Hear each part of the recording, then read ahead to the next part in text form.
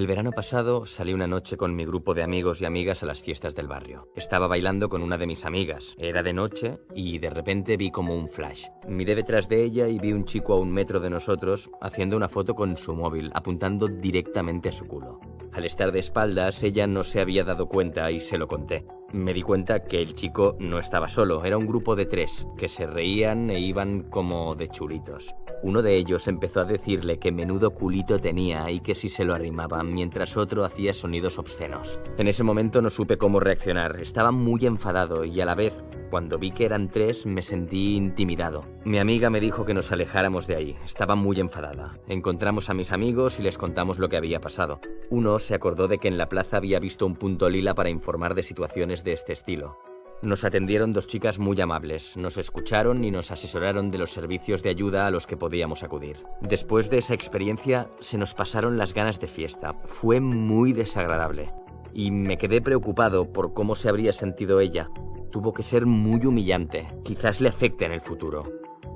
Solo espero que se siga sintiendo segura de bailar como y donde quiera sin preocuparse. Me despierta mucha rabia que pasen estas cosas. No entiendo cómo hay hombres que pueden tratar a las mujeres como si fueran un objeto.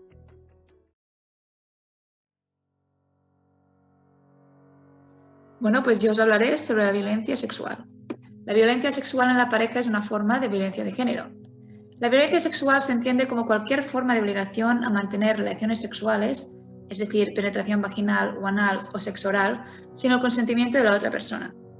La palabra consentimiento aquí es muy importante, ya que una gran parte de la violencia en la pareja se centra en forzar a la otra persona a realizar actos sexuales, tanto física como psicológicamente.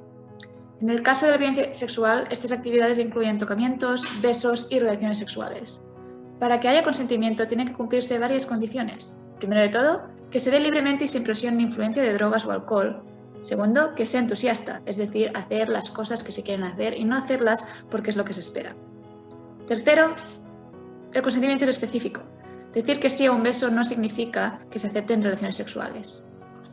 También es importante que se tenga toda la información. Por ejemplo, si alguien dice que utiliza un condón y luego no lo usa, no ha habido consentimiento. Y por último, el consentimiento es reversible. La persona puede cambiar de opinión. Puede que en un momento determinado diga que sí, que quiere relaciones sexuales, y luego diga que ya no. Hay varios tipos de violencia sexual, la que ocurre dentro de la pareja y la que ocurre fuera de la pareja, es decir, con una persona desconocida o casi desconocida, en la que no se está en una relación. Contrario a lo que se espera, hay más violencia sexual dentro de la pareja que fuera. Desafortunadamente, la violencia sexual de cualquier tipo pasa a menudo. En Europa, un 10% de mujeres de más de 15-16 años han sufrido violencia sexual. Específicamente en España, un 9,2% de mujeres han sufrido violencia sexual dentro de la pareja y un 6,5% fuera de la pareja. Es importante hablar de este tema y gestionarlo de manera global, especialmente por las consecuencias psicológicas que puede tener en las personas tanto a corto como a largo plazo. En Europa, casi la mitad de las personas que han sufrido violencia sexual, ya sea dentro como fuera de la pareja, tienen una pérdida de autoestima. Gran parte sufre ansiedad, incluyendo ataques de pánico, y aproximadamente un tercio sufre depresión. Aparte de los efectos psicológicos, la violencia sexual también tiene efectos físicos. En España, un 11% de las mujeres que han sufrido violencia sexual fuera de la pareja tienen rascadas y cortes y un 7% lesiones en los genitales. La violencia sexual es, por lo tanto, un tema serio que no debemos olvidar. Al final de este vídeo encontraréis recursos a los que acudir si estáis siendo víctimas de violencia sexual u otro tipo de violencia.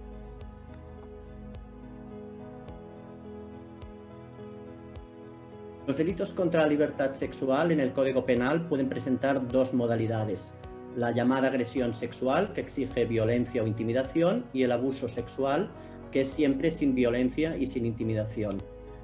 Tanto la agresión sexual como el abuso sexual exigen que la víctima no tenga consentimiento en el momento del ataque contra su libertad, por cuanto el no consentimiento llevará a que el hecho sea delictivo. Ambas formas de ataque a la libertad sexual pueden dar lugar a lo que se llama el clásico y tradicional delito de violación. La violación, en el caso de la agresión sexual, se llama violación, pero en cambio cuando el acto de penetración por vía vaginal, anal o bucal se da sin violencia y sin intimidación, sigue llamándose abuso sexual, lo cual no ha gustado a muchos sectores de la sociedad. Los abusos sexuales se regulan en el Código Penal, en el artículo 181, también son ataques a la libertad sexual, pero como hemos dicho, sin violencia y sin intimidación. El Código Penal contempla varias modalidades y en todo caso señala el Código Penal que siempre van a ser abusos sexuales en aquellos casos en que la víctima está privada de sentido, la víctima tiene una enfermedad o bien a la víctima se le anula su voluntad, por ejemplo, suministrándole drogas, narcóticos, para así poder abusar de su libertad sexual. Bien, visto el panorama y la regulación de los delitos contra la libertad sexual, ¿qué es importante? Bien, es importante que se defina qué es la violencia y qué es la intimidación. La violencia es el acometimiento físico en contra de la víctima, bien un acometimiento en contra de su vida, bien en contra de su integridad física, pero es también muy importante señalar que es la intimidación, porque es ahí donde vienen los problemas que se suscitan en los delitos sexuales.